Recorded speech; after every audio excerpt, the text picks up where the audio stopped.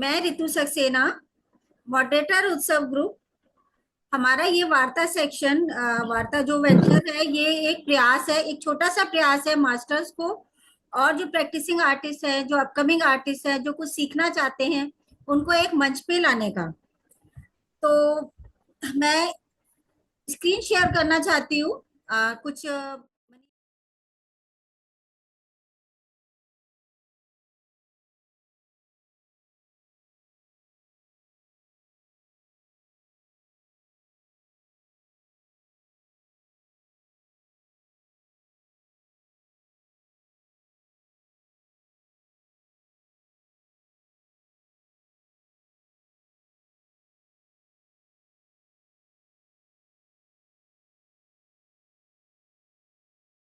नमस्ते सर, कैसे हो आप सर? मैं बहुत खुश हूँ और उत्साहित भी हूँ इस वार्ता को करने के लिए।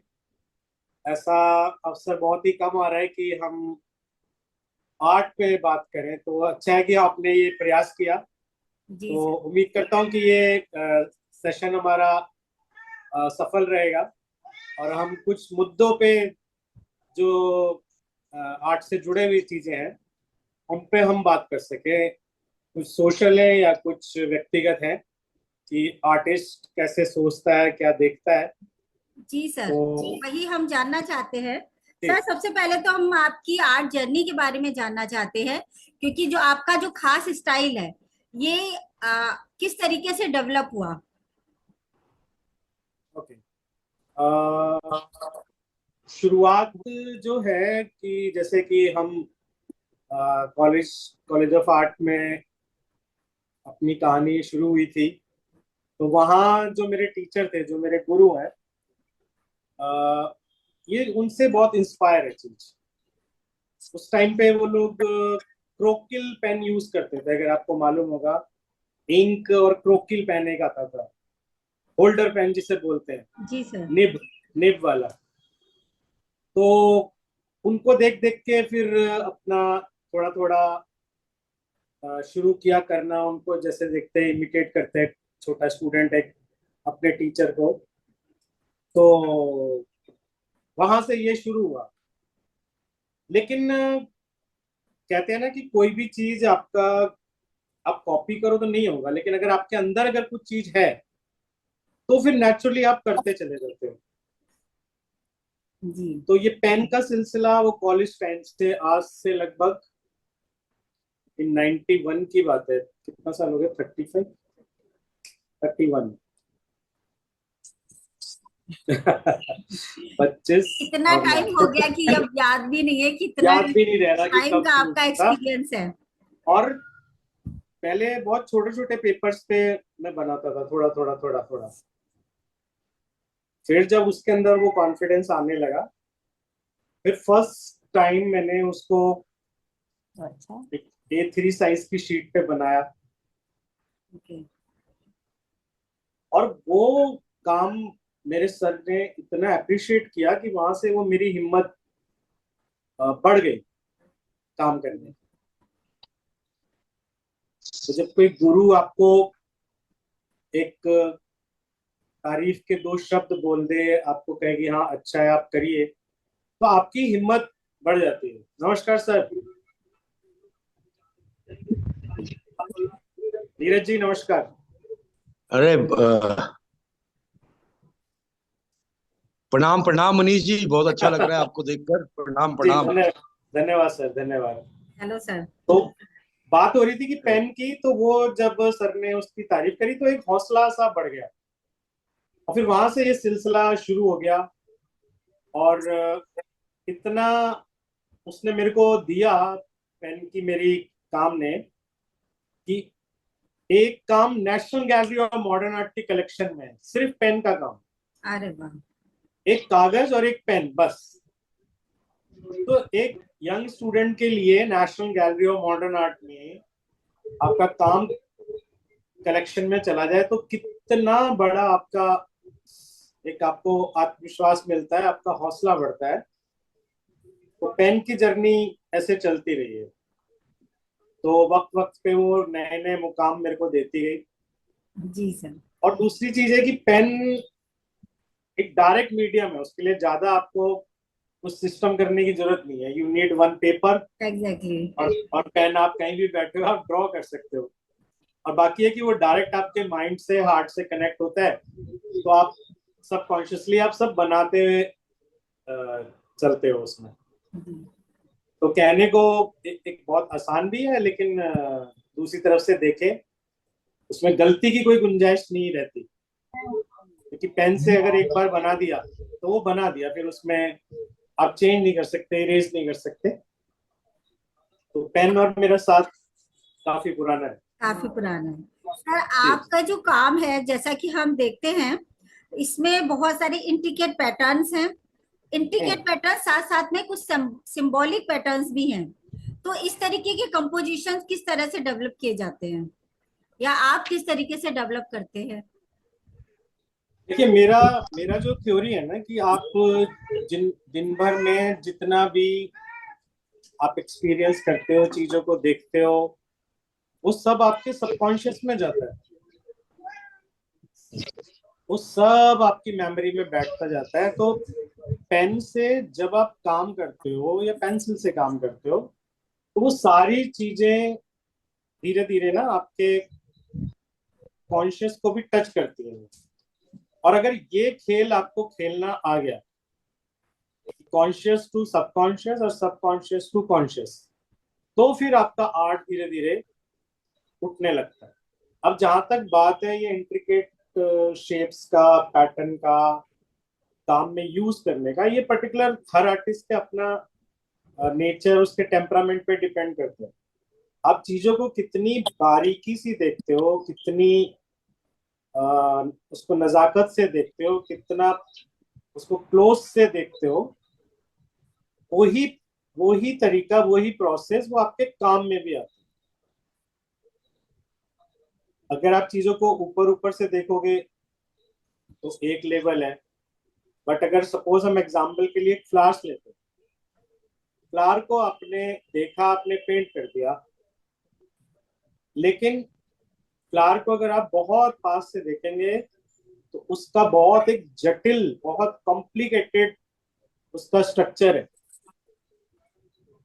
और वहां पे जब आप जाओगे तो वो ब्यूटी तो बहुत पीछे छूट जाती है, स्मेल से भी आगे आप निकल जाओगे अगर उसके स्ट्रक्चर को, आप फ्लावर्स के स्ट्रक्चर को देखोगे। और नॉट ओनली फ्लावर, कोई भी चीज है, ट्री है या सिटी है, हाउस है, कोई भी चीज है, मेरा नेचर ये बन गया कि मुझे उसके अंदर डिटेलिंग देखनी है और डिटेलिंग करनी। तो वो डिटेलिंग वाला जो प्रोसेस है, उसके लिए बहुत बहुत सारे लोगों से मैंने सीखा भी है। अपने टीचर से तो सीखा ही है, अपने सीनियर से भी सीखा है। बहुत लोग थे जो मुझसे पहले बहुत अच्छा पेन वर्क करते थे। तो आप सीखने के लिए तैयार रहते हो, तो हर चीज आपको सिखाने के लिए आपके आसपास रहेगी। आप चाहे आप लाइब्रेरी जाओ, बुक्स देखो, आप सीनियर्स का काम देखो, आप किसी एग्जीबिशन में जाओ, तो वो लोगों का जो नजरिया है वो आपके साथ जब मैच होता है ना, कि वो कितने गौर से चीजों को देख रहे हैं, फिर आपको और इंस्पिरेशन मिलती है कि यार मेरे को और ज्यादा डिटेलिंग करनी चाहिए। और उसमें मेरे को एक खुशी भी मिल रही है, एक सुकून मिल रहा है, एक आनंद है वो डिटेलिंग करने में। तो ये जो सारा कुछ जो भी आपके पैटर्न्स होते हैं, ये मतलब एक ये स्ट्रक्चर्ड एक कंपोजिशन होता है, या फिर ये स्पॉन्टेनियस होता है सारा कुछ, कि जो जैसा जैसा आता जा रहा है वैसा वैसे आप बनाते जा रहे हो, या आप पहले से ही सब कुछ सोच लेते हैं कि हमें इस तरीके से बनाना है, कुछ इस तरह से आगे बढ़ना है? नहीं, बिल्कुल भी नहीं सोचता। मेरा मेरा जो तरीका है वो, मैं एक कोने से मैं स्टार्ट करता हूँ, और मेरे को नहीं पता कि वो फाइनल में क्या शेप निकलेगी, क्या होगा। बट क्योंकि इतने सालों से हम करते हुए आ रहे हैं ना, तो वो कहीं ना कहीं पता होता है कि कॉम्पोजिशन को कहाँ से कैसे उसको मोड़ना है, या क्या टर्न करना है, या क्या एलिमेंट डालने हैं, कॉम्पोजिशन में कैसे कन्वर्ट करना है। बट एक माइंड में ये होता है कि इसको ना एक इतने लेवल तक लेके जाना है। कई बार एक छोटी ड्राइंग है कि आप हल्का सा देख के आप उसी में एंजॉय कर लेते हो, लेकिन जब एक बड़ी शीट है या बड़ा कैनवस है और आप पहले से ही एक डिग्री डिसाइड करते हो कि इसमें मुझे बहुत ऊपर तक जाना है या मीडियम में रखना है, तो वो एक इतना बस डिसाइड होता है। बाकी आप एक कोने से स्टार्ट करो और बनाते चले जाओ, चीजें रैंडम आपके पास खुद ही आती है ट्रेवल करती हुई, और आप उसको बनाते हो। हाँ, ये आर्टिस्टिक एक स्किल है कि कैसे उस टाइम पे उस कॉम्पोजिशन में कौन सा एलिमेंट आप किस तरीके से यूज करते हो, लॉन्च करते हो, वो आपका कैलिबर है। पर ये आपके जो इंट्रिकेट पैटर्न्स होते हैं वो सिर्फ पैटर्न्स नहीं होते हैं, उसमें कहीं कहीं वॉल्यूम भी होता है। मतलब कुछ चीजें दिखती हैं कि वो कुछ ऊपर हैं, कुछ दिखती हैं कि कुछ वो नीचे है। वो सारी चीजें करने में वो शेडिंग और किस तरह से वो निकलती हैं। देखिए, हर आर्टिस्ट का ना अपना काम करने का एक तरीका होता है। वो लाइंस को, फॉर्म को, शेप को अपना, उनके साथ एक रिलेशन बना लेते हैं, और वो ये भी देखता है कि भाई ऐसा डिजाइन करने पे बात कितनी गहरी लग रही है। गहरी सिंबॉलिक वे में, नॉट विजुअली, जी। बट कि भाई कोई ड्राइंग बनाई है तो उसके अंदर कुछ गहराई है या वो जस्ट एक स्केच लग रहा है, तब आप अपनी फॉर्म और शेप के साथ कम्युनिकेट करते हो। ये जो बात मैं बोल रहा हूँ ना, ये मेरे को हमारे प्रिंसिपल थे कॉलेज ऑफ आर्ट में, ओपी शर्मा सर, वो एक बार मेरे को बोले कि अगर पेंटिंग में इम्प्रूवमेंट करनी है ना, तो आप अपने कैनवस से, यानी कि जो आप बना रहे हो जो भी चीज है, उनके साथ डायलॉग करो। अब उस टाइम पे शायद मेरी ये समझ में नहीं आया था कि भाई ये, उन्होंने तो बोल दिया बड़ी सहजता से कि भाई आप अपने कैनवस के साथ डायलॉग करो, लेकिन ये चीज समय के साथ साथ आपको समझ में आती है, और इसमें कई साल लग जाते हैं कि भाई कैनवस से कैसे आप डायलॉग कर सकते हो। तो जब आर्टिस्ट कैनवस के साथ डायलॉग करने लगता है ना, तब उसका काम धीरे धीरे इम्प्रूव होता है। तो उन्होंने ये भी बोला था कि वो पेंटिंग खुद अपनी तकलीफ बताइए कि मेरे को यहाँ पे तकलीफ है। अच्छा। जब जब ये इस लेवल पे संवाद होने लगता है कैनवस के साथ, आपके काम के साथ, ये पेंटिंग और स्कल्पचर दोनों की बात है, तो फिर आर्टिस्ट और पेंटिंग का कम्युनिकेशन स्टार्ट हो जाता है, और फिर वहां से इम्प्रूवमेंट आपकी शुरू हो जाती है, और चीजें आप आप रख पाते हो अपने हिसाब से। ये बहुत बड़ी चीज है कि कौन सी फॉर्म को, कौन सी शेप को कहाँ पे एग्जैक्टली प्लेस करना है, और उसको कितना टोन के साथ, कितना टेक्सचर के साथ, कितना शेड के साथ, किस वॉल्यूम पे, वही उस आर्टिस्ट का टैलेंट कि कैसे अपनी फॉर्म एंड शेप के साथ कम्युनिकेट करके उसको अपने काम में यूज किया जाए। और फिर फाइनल उसमें,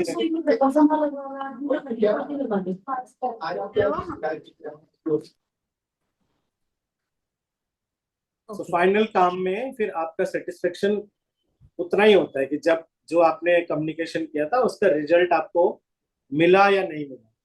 कई बार पूरा नहीं मिलता, कई बार आधा मिलता है, कई बार पूरा मिलता है। तो वही वही वहां पे फिर आर्टिस्ट की सक्सेस है कि जितना मैंने कम्युनिकेट किया उतना मुझे रिजल्ट मिला कि नहीं मिला।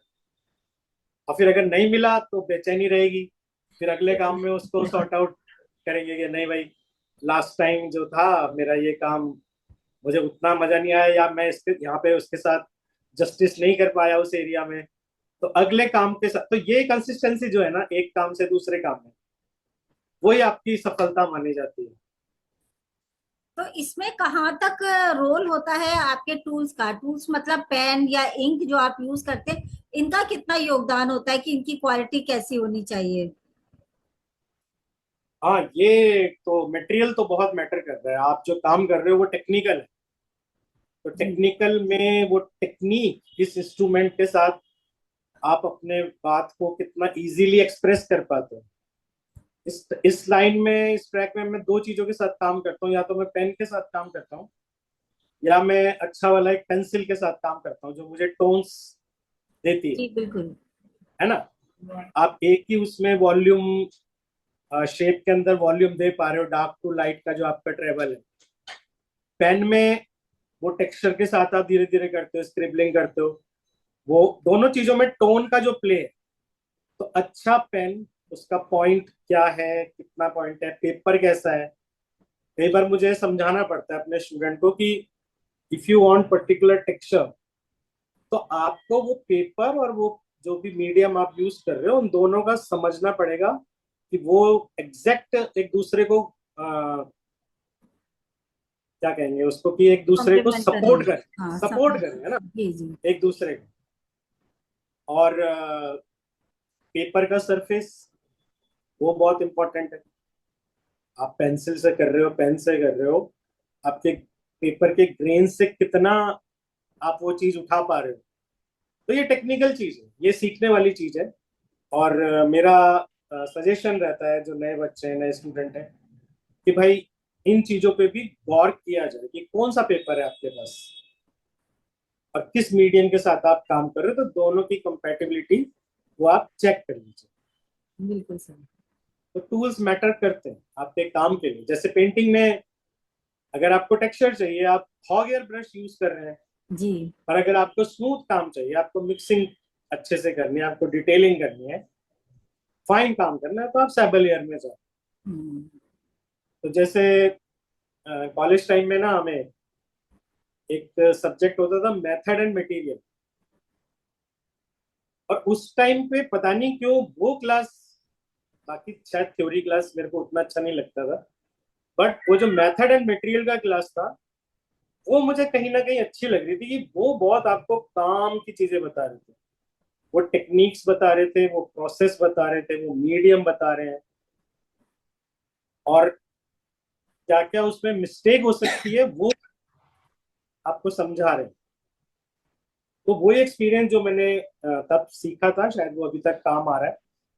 और उसको हम आगे भी जो बात करता है इस बारे में, उसको देख के या उसको समझा के खुशी मिलती है कि भाई जो मैंने सीखा वो किसी के यही जो काम आए। मेथड एंड मटेरियल वाला जो पार्ट है, ये जो सेल्फ टॉट आर्टिस्ट है उनके लिए वो मिस कर जाते हैं। जी जी उनके जी। लिए बहुत जरूरी है जानना। देखिए मैं थोड़ा सा बोलता हूँ इस बारे में। हमें हम लकी हैं कि उस टाइम पे हमारे टीचर सामने पेंट करके दिखाते थे। अगर आप पोर्ट्रेट क्लास चल रही है तो वो आपको बताएंगे कि आपने नोज पे कलर लगाना है। यस सर, हाँ जी, नोज पे लगाना है। क्या लगाएंगे सर? ब्राउन लगाएंगे और रेड लगाएंगे। रेड कौन सा लगाएंगे?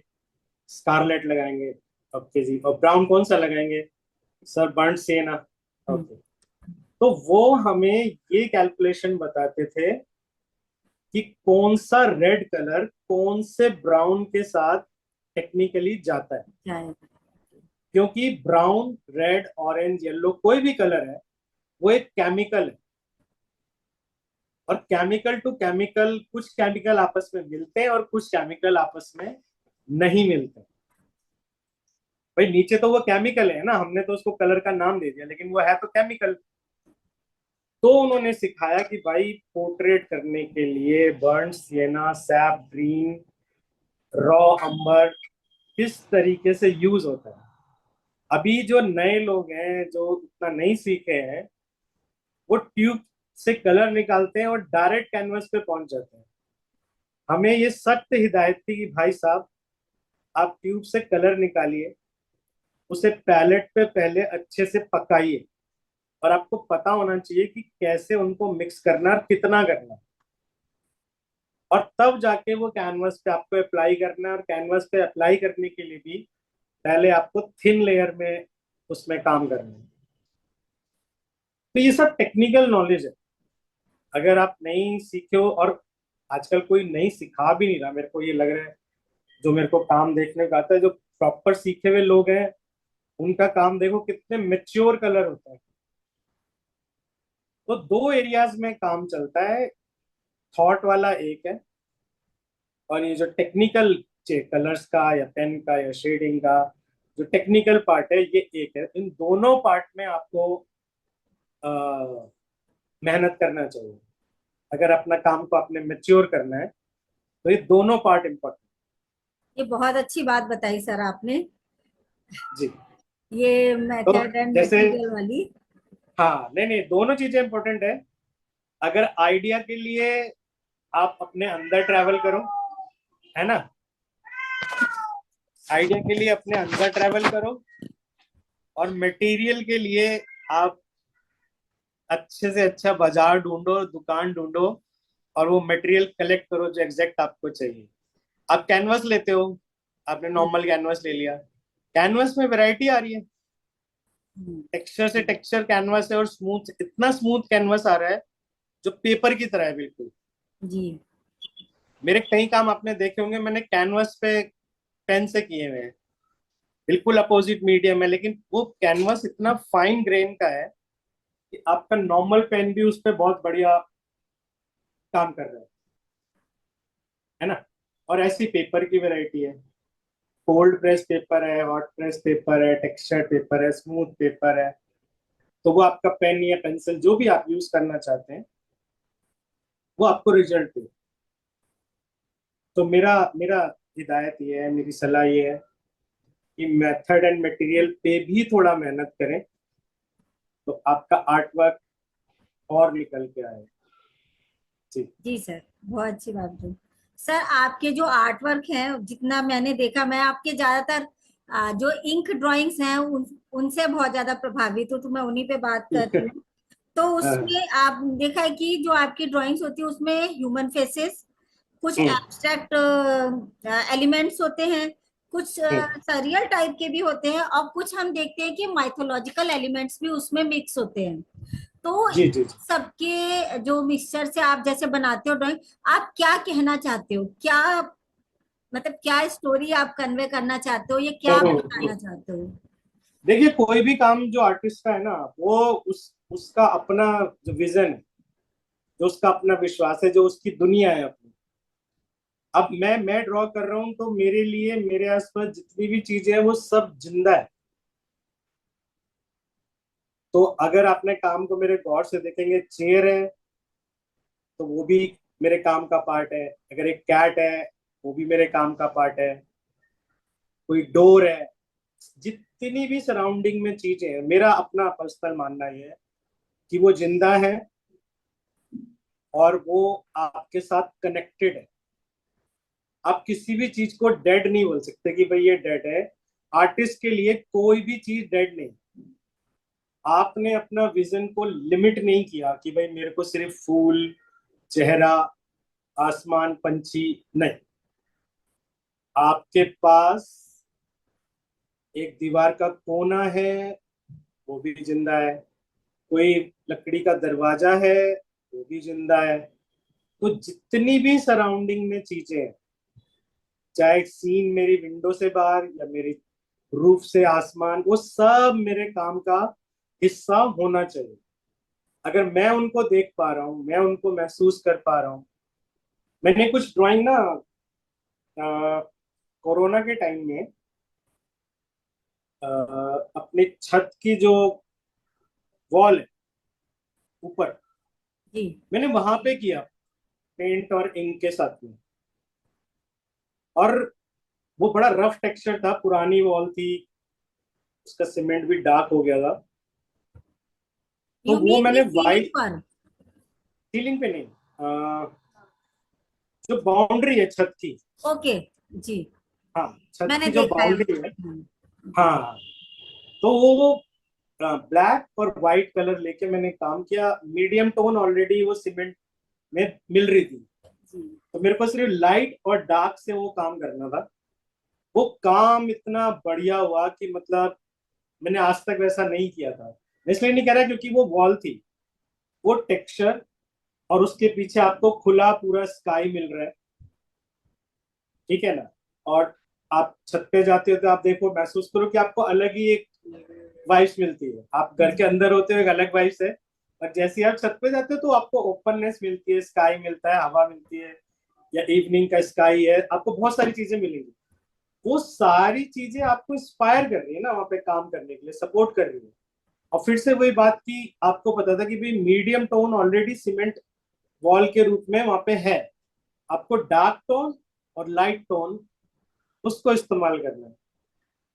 तो इतना बढ़िया काम था, कई सालों तक रहा, फिर वो धीरे धीरे बारिश के साथ मेल्ट होके चला गया। बट अच्छा अच्छा एक्सपीरियंस था, उसको मैंने फिर डॉक्यूमेंट किया अच्छा, और उसको मैंने पोस्ट भी किया था। तो वंडरफुल एक्सपीरियंस। बताना चाहूंगी कि मीटिंग अभी ये 10 मिनट में एंड हो जाएगी, जैसा कि अभी मुझे जी नोटिफिकेशन आया है। हम फिर से सेम लिंक से दोबारा से ज्वाइन करेंगे, क्योंकि अभी कुछ रहता है डिस्कस करने के लिए, जी इतनी जल्दी तो जी नहीं जी। हम आपको जाने देंगे। नहीं तो जी। और आप सबसे भी अनुरोध है कि अगर आपको कुछ पूछना है तो आप अभी पूछ सकते हो मनीष जी से, अपना माइक्रोफोन ऑन करके। तो जी नीरज सर। सर सबसे पहले तो प्रणाम आपको एक बार फिर से। जी सर, जी और सर। बड़ा अच्छे से नरेट कर रहे हैं, बड़ा लाइक जो भी अपकमिंग हमारे कला जगत में आने वाली जनरेशन है, जी काफी ज्ञानवर्धक मेथड एंड मटेरियल है। अच्छा, एक बात मेरे मन में अभी आई कि जैसे आपने कहा कि कमरे में बैठ के काम करना और बाहर निकलना, जैसे छत का आपने एग्जांपल दिया, तो हम्म मैं मान लेता हूँ भारत को कमरा मान लेता हूँ मैं, इंडिया को। और हम्म। आपका तो का भी अनुभव अच्छा खासा रहा है। जी सो मैं ये आपके कितना मायने रखता है जब आप अपने कल्चर से दूसरे कल्चर में जाते हैं, क्या हम वहां से भी काफी कुछ ग्रास्प करते हैं और हमारी सोच खुलती है? बिल्कुल सर, 101% की आप एक लिमिटेशन में जब आप रहोगे, सपोज आपने इंडिया में ट्रेवल किया, इंडिया के काम देखे, आपको वो सोच पता है यहाँ के भी इनकी यहाँ तक है। लेकिन जब आप ये बाउंड्री क्रॉस करते हो, मेरे को मौका मिला कि मैं साउथ कोरिया गया सर। वहां के जब काम देखे तो वो बिल्कुल ही अलग ही लेवल पे कर रहे हैं, उनका बिल्कुल ही पैटर्न अलग है हमसे। मैंने देखा कि 15 फीट का एक कैनवस सर वहां पे लगा हुआ था शो में, और उसमें सिर्फ एक लीफ बनी हुई है उतनी बड़ी। तो आप सीखते हो कि भाई ये क्या हुआ, एक ही लीफ को 15 फीट तक आप लेके गए। तो वो एक छोटे से थॉट को, जैसे हमने अभी बात करा, छोटे से थॉट को कि इतना उठाया कि वो 15-20 फीट तक वो आप एक लीफ को लेके चले गए। तो यहाँ आपको सीखने को मिलता है ना। तो जी उनके थॉट प्रोसेस, उनका एप्लीकेशन और उनका प्रेजेंटेशन, तो ये आप जहां भी ट्रेवल करो आपको सीखना चाहिए, चाहे इंडिया से बाहर हो या इंडिया के अंदर हो। अभी ये हमारी एक कैंप था सर झारखंड में, जी वो वहां पे ट्राइबल लोग भी आए हुए थे। तो वहाँ गवर्नमेंट ने अरेंज किया हुआ था कि भी फाइन आर्टिस्ट भी हों और ट्राइबल वाले, ये दोनों एक ही जगह बैठ के काम करेंगे। आप यकीन नहीं मानेंगे सर, मेरे हिसाब से उनका काम हमसे बेहतर था। वो ट्राइबल वुमेन्स इतने बढ़िया कॉम्पोजिशन और इतनी सहजता से वो पेंट कर रहे थे, और उतने ही वो सीधे साधे लोग थे, और उनका प्राइस भी कोई ज्यादा नहीं है। लेकिन उनकी आर्ट आप सीख सकते हो कि कैसे एनिमल शेप को यूज किया, या फिगर को कैसे यूज कर रहे हैं, या कौन से कलर ले रहे हैं, बैकग्राउंड में कुछ किया है या नहीं किया है। वो नॉर्मल ट्राइबल लोग थे और नॉर्मल फोक आर्ट वो कर रहे हैं विदाउट एनी एटीट्यूड। तो मन ही मन आप उनको प्रणाम करते हो और उनसे सीखते हो। तो जब भी आपको जहां जाने का मौका मिले, वहां से सीखना चाहिए, not only the art but culture wise, behaviour wise, और जो वहां की एक क्या कहेंगे उसकी एरिया की जो सुगंध होती है, अगर वो आप फील कर गए तो आपका फायदा होगा। आप सिर्फ घूम के आ गए तो उसमें कुछ नहीं है, आपको वो फील करना पड़ेगा कि हाँ जी यहाँ पे ये चीज है। जी सर। मिनिएचर वालों का अपना है मिनिएचर, आप उनसे सीख सकते हो कि कैसे छोटे से एरिया में आप कितना बड़ा विजन डाल देते हो। बिल्कुल। आप पर्सपेक्टिव का रूल को तोड़ मरोड़ के कैसे यूज करते हो कि आपको कमरे के अंदर का भी दिख रहा है, कमरे से बाहर का भी दिख रहा है, फोर्ट भी दिख रहा है, और फोर्ट की बैकग्राउंड भी दिख रही है। ये मिनिएचर की ग्रेटनेस थी। तो हमारे आसपास पूरा सीखने के लिए अवेलेबल है चीजें। बस आपको अपने आप को सेंसिटिव बनाना है कि जो जहां से सीखा जा सके आप सीखो।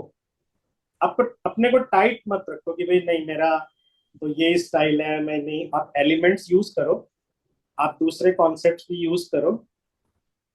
तो जब जब आप जागे होगे तब आपको पता चलेगा कि हाँ यार और भी तो मैं एलिमेंट यूज कर सकता हूँ। तो अपने आप को ब्लॉक नहीं करना है कि भाई मैं सिर्फ इतना ही बनाता हूँ, ये नहीं होना चाहिए। पूरी दुनिया आपकी, और आर्टिस्ट के लिए तो पूरी दुनिया एक वो आर्ट का क्या कहेंगे रॉ मटेरियल है ना। आप कहीं से भी कुछ भी ले सकते हो, कोई आपको मना नहीं करेगा। आपको बस उसको अपने स्टाइल से पेश करना आना चाहिए। ये फ्रीडम जिस दिन समझ में आ जाती है, फिर आपका सफर शुरू हो जाता है वहां से। जी sir, thank you Neeraj sir. आपका ये क्वेश्चन काफी अच्छा था, जो हमें भारत के बाहर की भी आर्ट के बारे में पता चला आपके थ्रू। और भी जी कोई कुछ पूछना चाहता है? शायद आन्या जी कुछ पूछना चाहते हैं क्या? ओके। अच्छा। थैंक यू हाँ ma'am. Good evening Manish sir, मेरा एक छोटा सा क्वेश्चन था। ये जी आन्या पूछना था पूछिए। कि आर्ट के सफर में आपको स्पिरिचुअली क्या मतलब क्या बेनिफिट हुआ आर्ट की वजह से? आन्या, इतना बड़ा आपने सवाल पूछा है, पहले तो आपको बहुत बहुत थैंक यू। ये पूरा खेल ही स्पिरिचुअलिटी का है। आपको आपका काम कहाँ से कहाँ पहुंचाता है, एक तो उसका जो प्रैक्टिकल रिजल्ट मिलते हैं आपको, वो तो एक अलग चीज है। यस पर सर। जब आप अपने काम के साथ सफर करते हो, आप अपने काम के साथ चलते हो, एक काम, दो काम, 10 काम, 20, 50, 100, वो कहीं ना कहीं आपको ना एक मन में बहुत सुकून देता है। आपको एक सफलता का एहसास कराता है। एक आपको वो स्पेशल फील कराएगा कि भाई आप कुछ हो। और इन सब चीजों का टोटल मिला के आपको एक ये एहसास होता है कि भाई आप दुनिया से अटैच होके भी दुनिया से अटैच नहीं है। और वहां से फिर आपका धीरे से वो स्पिरिचुअल रास्ता शुरू हो जाता है। और जब काम आपको सुकून देने लगे, आपको कहीं ना कहीं एक फेथ देने लगे, वो आपका स्पिरिचुअल उसका शुरुआत हो जाती है। तो अभी ये नहीं कहा जा सकता कि भाई हम पूरे स्पिरिचुअल हो गए, बट एक हाँ इतना आ रहा है कि भाई एहसास थोड़ा सा होना शुरू हो गया है। अभी रास्ता बहुत दूर है, अभी बहुत काम करना है, बहुत मेहनत करनी है। बट आपने सवाल बिल्कुल ठीक पूछा है कि अगर आप अच्छे से काम करते रहेंगे, कोई सी भी आर्ट हो, चाहे म्यूजिक हो, डांस हो, तो वो आपको स्पिरिचुअल रास्ते की तरफ जरूर लेके जाएगा। Right thank Aanya? You sir मेरे क्वेश्चन को आंसर करने के लिए। थैंक यू बेटा, थैंक यू सो मच। जी सर, एक बार फिर बता दूं कि अगर ये अभी मीटिंग पता नहीं रहता वो कब बंद कर देंगे। Welcome again sir. हाँ जी। उस समय हम पूछ रहे थे कि जो आप, हम यहाँ पे तो इंक की बात कर रहे हैं, लेकिन आपके लिए आपका कौन सा है जो कि प्रेफर्ड मीडियम है? Obviously pen. पेन तो बिल्कुल दिल के करीब है। उठते बैठते सोते जागते कहीं भी हो, ट्रैवल कर रहे हो, एयरपोर्ट में, उसमें एरोप्लेन में हो, ट्रेन में, बस में, आप कहीं भी हो, पेन आपके पास होता है। जरा सा भी मौका मिलता है तो आप इमीडिएट ड्रॉ कर सकते हो। उसका उसका बेनिफिट ये है। जी, एक बार मुझे ये पता चला, ये राकेश कौल जी ने अभी बताया कि जब उनकी जी सुबह हुई, उस समय तक मनीष जी के साथ वो कमरा शेयर कर रहे थे, रूम शेयर कर रहे थे कहीं पे, और जब तक हाँ, उनकी सुबह हुई सर अपने कुछ स्केचेस बना चुके थे। ये बड़ा इसको मैं बहुत अपने आप आशीर्वाद अपने ऊपर मानूंगा कि मेरे टीचर्स का मेरे पे ब्लेसिंग है, कुछ अच्छे लोगों का मेरे पास ब्लेसिंग है। अब जो उन्होंने बात बोली ना, वो थोड़ा समझने वाली बात है। उन्होंने बिल्कुल ठीक बोला। हम लोग जयपुर में साथ में थे, जी हम लोग पिंक फेस्टिवल अभी अटेंड किया था। जी जी तो हम जानते थे indirectly, but first time face to face मिले और हमारा एक ही कमरा था। अब मेरा बेचैनी अलग था। अब वो शायद उनको थोड़ी देर बाद एहसास हो गया कि ये थोड़ा बेचैन है। मैं उठ रहा हूँ, बैठ रहा हूँ, फिर मेरा रात में मेरा शुरू होता है कि भाई ठीक है। अब मैं ऐसा भी नहीं कि उनको सर को मैं डिस्टर्ब करूं, बट उन्होंने भी मेरे को फ्रीडम दिया कि सर आप काम करो, कोई बात नहीं। फिर मैंने अपना करना शुरू किया, करते करते करते करते, और इतना बढ़िया मेरे को। एक तो ना आर्टिस्ट को क्या चाहिए होता है, सुकून चाहिए होता है। आपके पास एक कमरा है, बालकनी खोलो तो सामने ग्रीन है, कोई डिस्टरबेंस नहीं है ना। आपके पास पूरा मटेरियल है। मैं अपना मटेरियल लेके गया था और मैंने अच्छे से ड्राइंग करी वहां पे, स्केचबुक में, पेपर पे। बेहतरीन टाइम था वो 3 दिन पिंक फेस्टिवल, अमेजिंग। और उसमें हमारे हमारे कविता राजपूत जी का मार्गदर्शन था। तो ये ऐसा मौका बहुत कम मिलता है कि आपको भाग दौड़ से समय निकाल के कि 3 दिन आपको मिल गए काम करने के लिए। तो बहुत बढ़िया एक्सपीरियंस रहा था। And thank you Rakesh ji understanding के लिए। सर पूछना चाहूंगी कि इंक ड्राइंग करते समय जो जी एक्सीडेंट्स होते हैं, लाइक कहीं इंक गिर गया या कुछ गलत ड्रॉ हो गया, तो उनको किस तरीके से आप इनकॉर्पोरेट करते हो, किस तरह से आप उसको सुधारते हो?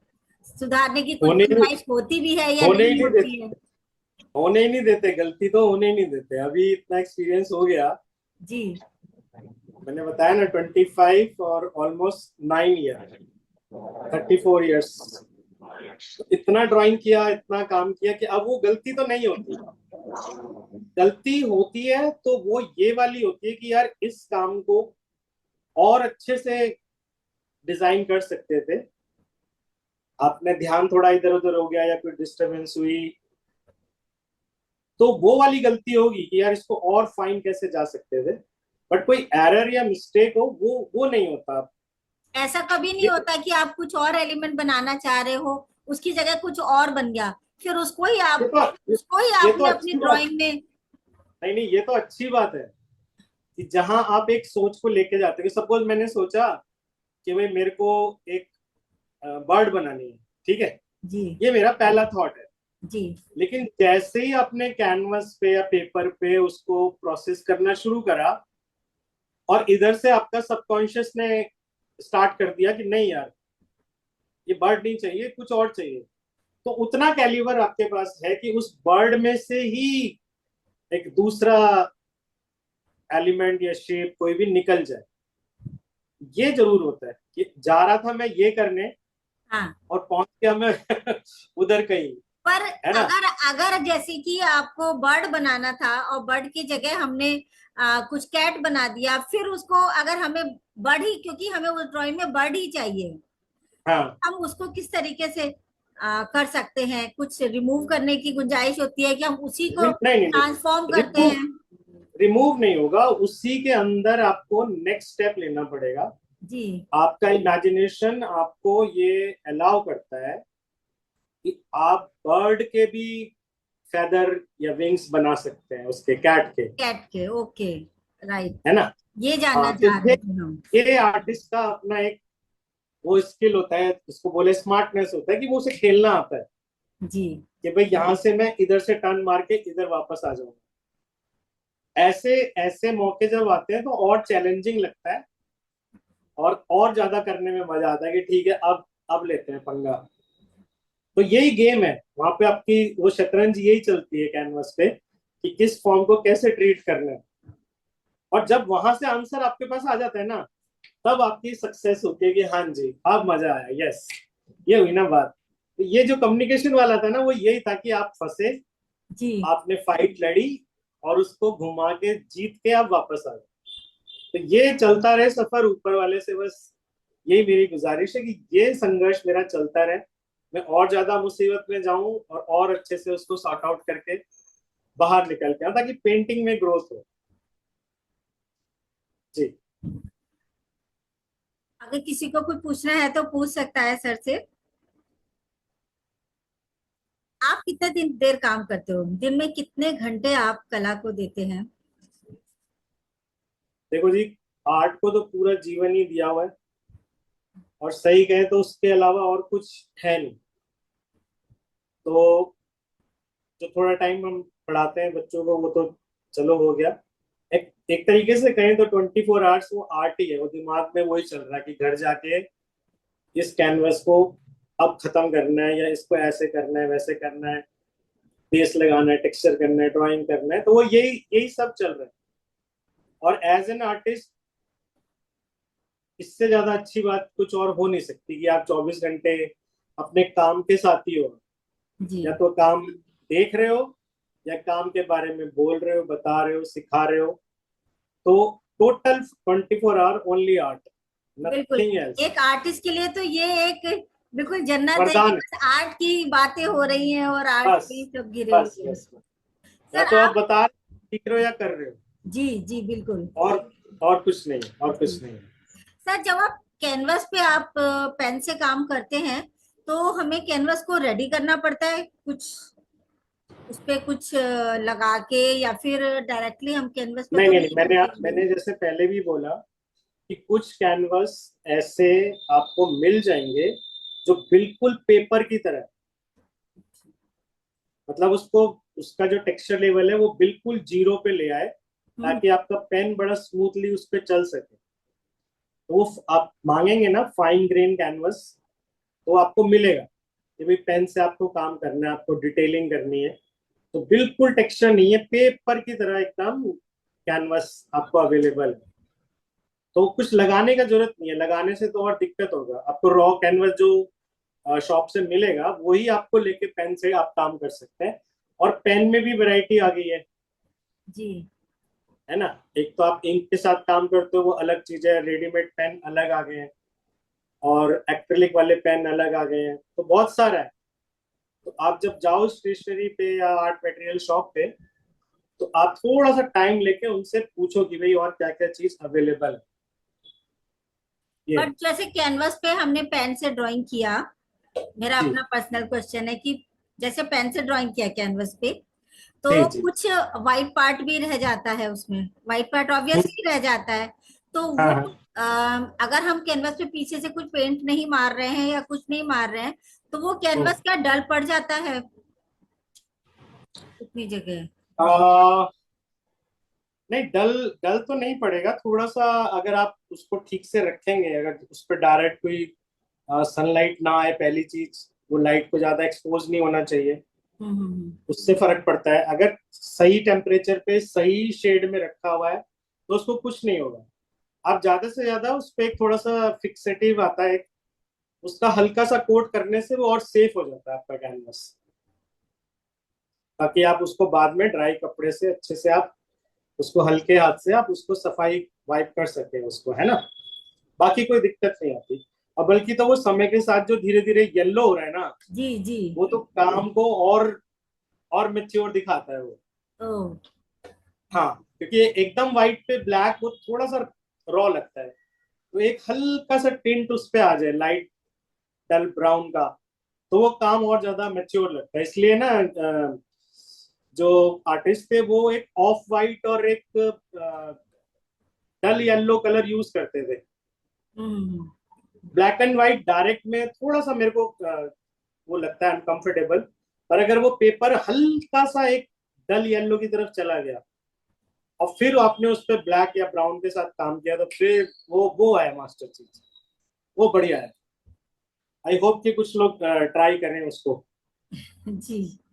जी सर आजकल तो बहुत सारे डिजिटल मीडियम भी लोग यूज करते हैं अपने आर्ट में, तो क्या जी जी। आप क्या सोचते हैं कि यूज करना चाहिए इनको नहीं या नहीं, नहीं बिल्कुल करना बिल्कुल चाहिए, बिल्कुल।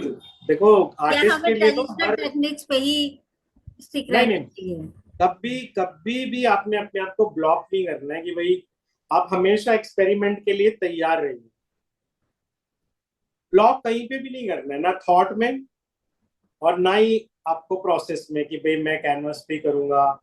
अभी नए नए मीडियम अगर आप देख रहे होंगे कि लोग थ्रेड से भी काम कर रहे हैं, लोग वुड पे काम कर रहे हैं और कागज से इतना बढ़िया 3D काम हो रहा है आजकल।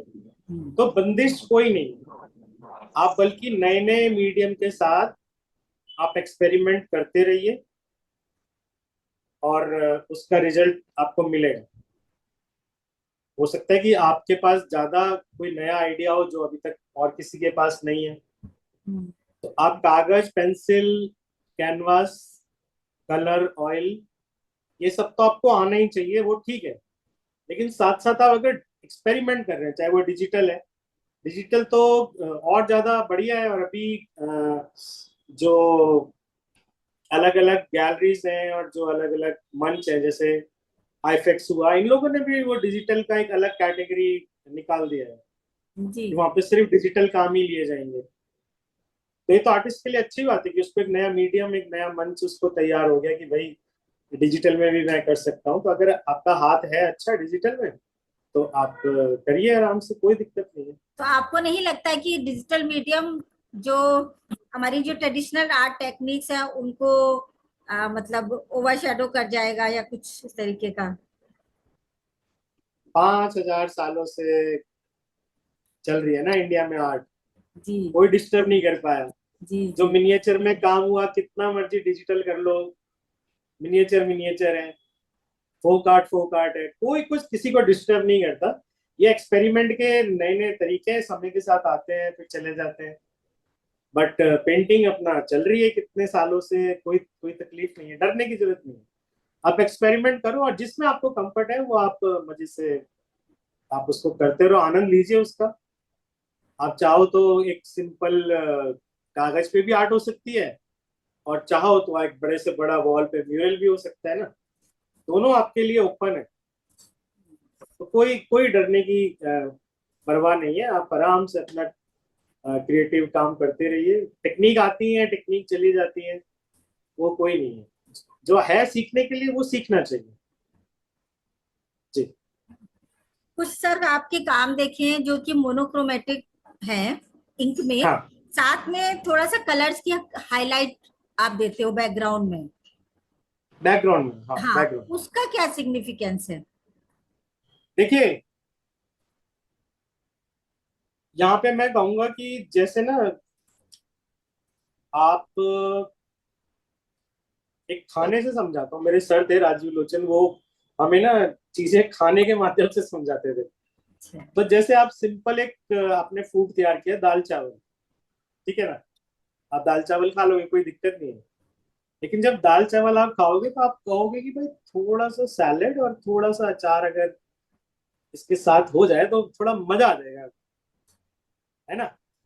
तो वो भी एक एक तरीका है कि भाई आपने ब्लैक एंड व्हाइट में पूरा तैयार कर लिया, लेकिन उसके साथ एक हल्का सा कलर लगा के देखते हैं कि अब क्या हो रहा है, अब कैसा मजा आ रहा है। तो वो कलर आपको ब्लैक एंड व्हाइट को सपोर्ट कर रहा है, उसको कवर अप नहीं कर रहा, वो उसको दबा नहीं रहा, वो पीछे खड़ा होकर आपके ब्लैक एंड व्हाइट काम को ही उठा दे रहा है। फिर तो अच्छी बात है।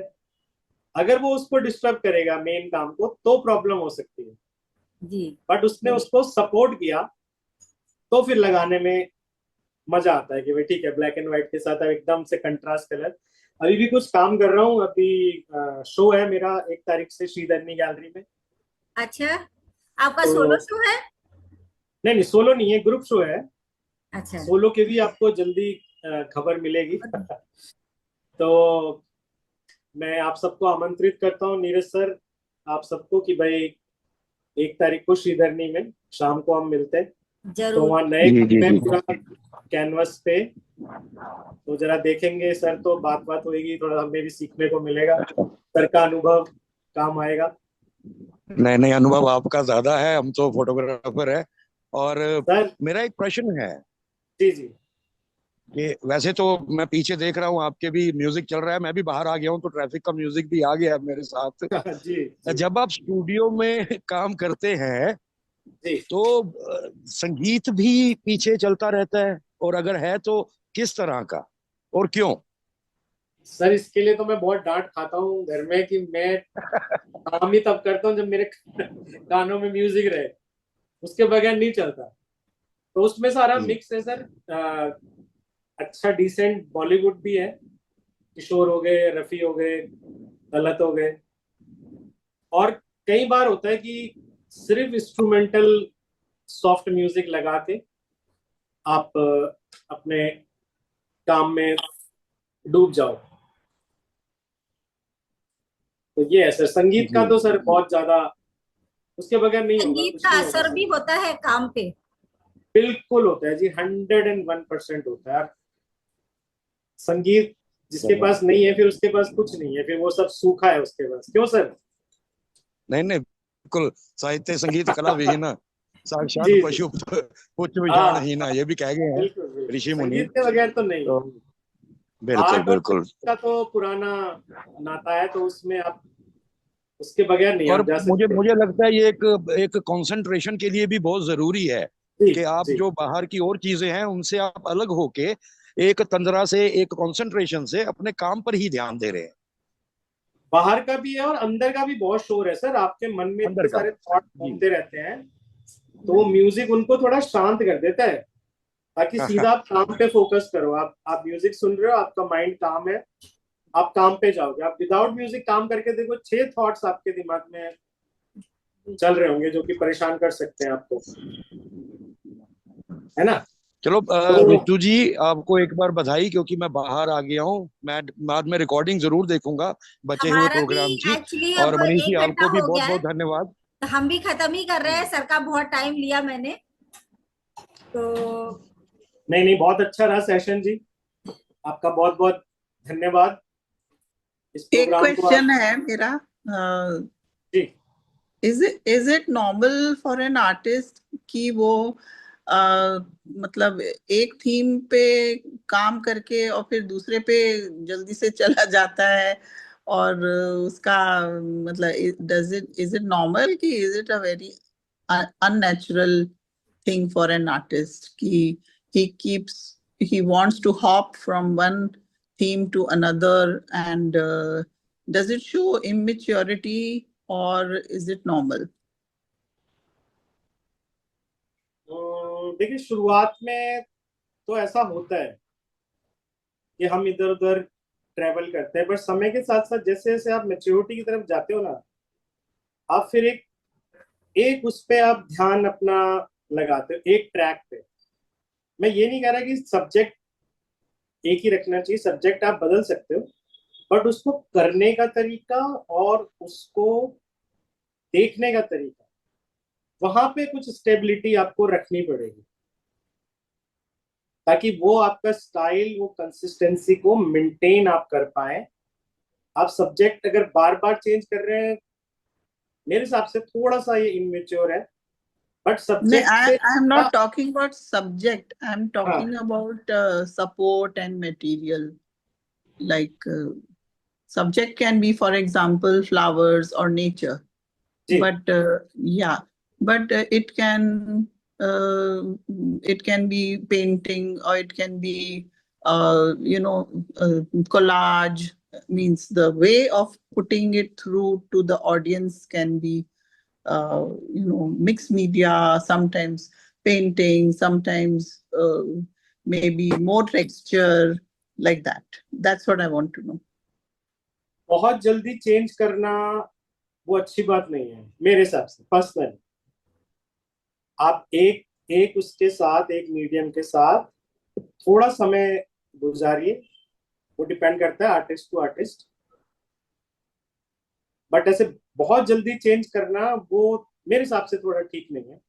आप एक चीज को लेके चलिए, आपको लग रहा है कि भाई मैं ये 5-10 पेंटिंग का या 15-20 पेंटिंग का या एक सेशन में इसका इसी मीडियम पे रहूं और उसकी बारीकियों को समझूं, और फिर मैं अगला उस पे हाँ, मैं, मतलब कि 5-10 इज ओके ना, कि पूरे, हाँ या फिर हाँ, वही मैं पूछना चाह रही थी। जी जी जी, हाँ जी, बहुत थैंक यू। जल्दी जल्दी चेंज नहीं करना है, बट उसका रिजल्ट आपको मिल गया आपने कुछ काम ऐसे निकाल दिए कि आपको सेटिस्फेक्शन मिला, हाँ जी कि भाई मेरे को कोलाज में अच्छा मिल गया, अब मैं एक अगला देखते हैं, तो वो आप कर सकते हैं, उसमें कोई दिक्कत नहीं है। हाँ, थैंक यू, यही मैं जानना चाह रही थी। जी जी जी, धन्यवाद। धन्यवाद। Okay, thank you sir. Okay जी। बहुत सारा टाइम लिया आपका, बहुत बहुत इंफॉर्मेटिव ये सेशन रहा, बहुत कुछ जानने को मिला। बेसिकली जो आपने ये बताया मटेरियल और जो टेक्निक्स के बारे में जो मिला, वो काफी अच्छा आपने उसके बारे में बताया। Thank you thank you, so thank much you. And okay. Thank you all for joining us today. Akshit ji